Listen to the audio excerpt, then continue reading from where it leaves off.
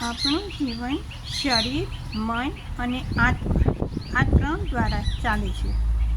આ જીવન દરમિયાન લોકોને અલગ અલગ પ્રકારની અનેક બીમારી આવે છે એ આપણે જોઈએ છીએ.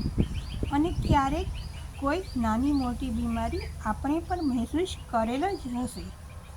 આ બીમારી શું છે? આ બીમારી મતલબ શરીરની અસ્વસ્થતા.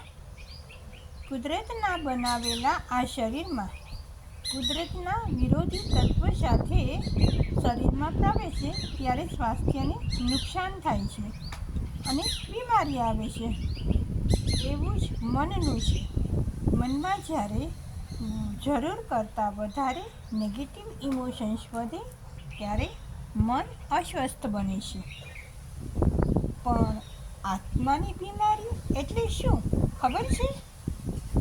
આજે લગભગ પ્રાયઃ બધાનો આત્મા થોડો વધતો બીમાર જ છે. આસ્તિક હોય કે નાસ્તિક હોય, ધર્મી હોય કે અધર્મી હોય, દરેકનો જીવ આત્મા એકદમ શુદ્ધ અને પવિત્ર રહ્યો નથી. તેના ઉપર થોડા વધતા દુર્ગુણના સંસ્કારોના આવરણો લાગેલા જ છે. અને એટલે જ આ જીવને ક્યાંય સંપૂર્ણ શાંતિ નથી મળતી.